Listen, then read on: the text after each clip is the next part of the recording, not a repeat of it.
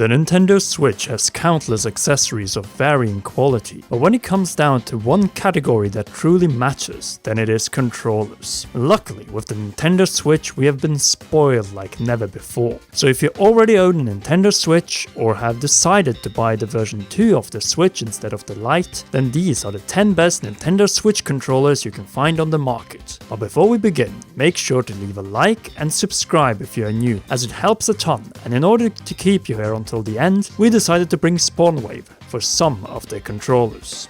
The Nintendo Switch may not be the strongest powerhouse when it comes to brand new fighting games, but in return has a very solid blend of new and old classics. Mortal Kombat 11, Dragon Ball FighterZ, Pokken, to SNK Heroes and Street Fighter 2, just to name a few, plus many arcade titles too.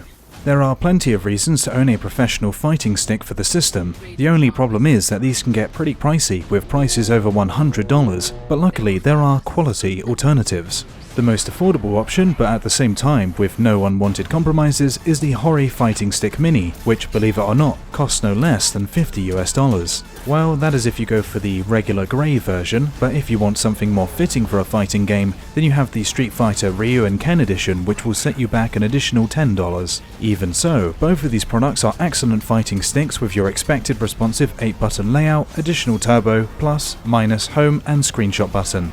It may not have the same steel case build quality as the $100 US more expensive Real Arcade Pro 5 Hayabusa stick and buttons, but in return offers most of the same features and in a much smaller package. Time for Pro controller alternatives, and we begin with the SN wireless controller for the Nintendo Switch. Available for $20.99 on Amazon.com. This version comes with an NFC reader, which is useful for everyone who owns and uses Amiibo. But what about the controller itself? Well, it has basic motion controls, 3 adjustable vibration levels, and the body of the controller is actually thinner than the official Pro controller. Buttons and triggers are responsive and sizable, plus you have a turbo button. The joysticks are also sizable, though slippery. But the main concern with this controller, and the reason why it doesn't come any higher on this list, is battery life. Since 5 to 10 hours is peanuts compared to some of the other wireless controllers on this list. Another thing is that the controller has PlayStation-style split D-pad instead of Nintendo's, which I know may not be what you're after, and is the reason why the next accessory on this list is the highly affordable Hori left JoyCon with D-pad. This one goes now for $19.99 on Amazon and has a few strengths. Number 1, it comes in 3 different designs: Super Mario, Pokemon, and our favourite, Zelda Breath of the Wild. Both the Mario and Zelda editions are gorgeous in their own right, but the Zelda one by far has the most attention to detail. Visual decals aside, what really matters in this controller is the Nintendo-style D-pad. At first glance, this might look like a better version of the Nintendo Switch Joy-Con, but unfortunately it isn't. This is due to the controller having no HD rumble or IR camera, and it can only be used while attached to the Nintendo Switch in undocked mode. In other words, it cannot be used in the Joy-Con grip or individually. Why?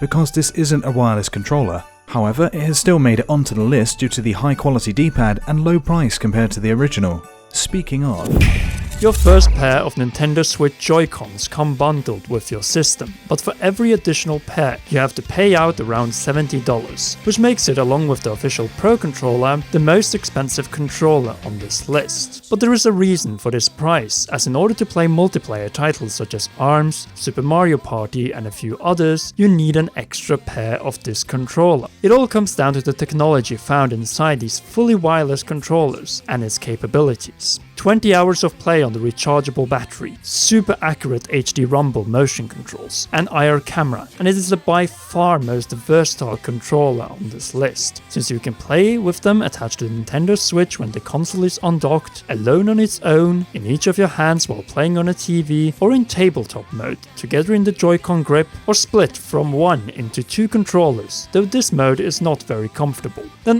why are the Joy-Cons only number 7 on this list? Simple. The high price, small size for adults, small buttons and analog sticks that also have the tendency to drift after prolonged use. Wired controllers are not exactly the best fit for the Nintendo Switch unless they are reasonably priced GameCube controllers with extra shoulder buttons. And this is exactly what the Hori Nintendo Switch Battle Pad and the PDP Wired FightPad Pro just are. 2 amazing GameCube style controllers for $25 each. Both of these come with a lengthy 10-foot long cable and the classic C-stick, though the PDP Wired FightPad Pro also comes with a swappable full-size stick. Thus, the PDP might be a better fit for traditional titles like Legend of Zelda Breath of the Wild, unless you want a turbo button, which you will find on the Hori Battle Pad. And since we're on the topic of Zelda, both controllers come in Mario, Pokemon, and Zelda editions.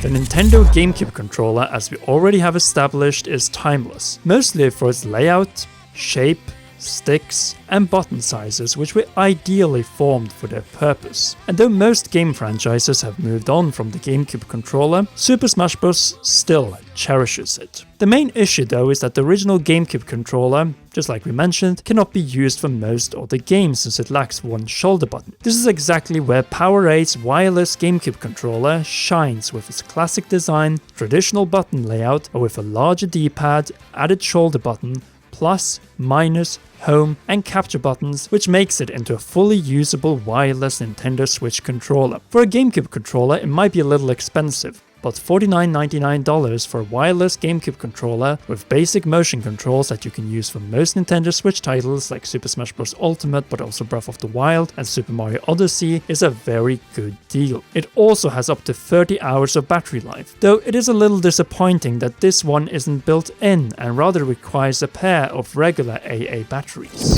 PowerA delivers quality, and it's no different with its enhanced wireless Nintendo Switch controller. Going for $50, which as we have already established is the regular price for the more sophisticated wireless controllers officially licensed by Nintendo. And it shows, since at first glance this controller looks like a carbon copy of the Pro controller, with large action buttons, a solid Nintendo style D-pad, analog sticks, LED indicators, plus, minus, home and capture buttons, which are in the same location as the Pro controller. As with other Pro controller alternatives on this list, the PowerA Enhanced does not come with HD Rumble, though it has integrated motion controls and in return mappable AGR and AGL buttons. Though a little downside of this controller is that it isn't chargeable and requires AA batteries, which is a little inconvenient and an example of how this controller could become more expensive than its $50 price tag. If you're worried for your controller costing you extra money, then I would instead recommend the Hori Pad Zelda Edition rechargeable controller, which costs the same as the PowerA and only lacks the mappable buttons. Since for the same $50 you get a big fat controller with the same big buttons, comfortable analog sticks, but more importantly, rechargeable lithium-ion battery. The only real downside with this controller is that it doesn't come with a charging cable, so that might be a little one-time expense. Still, better than having to constantly replace AA batteries.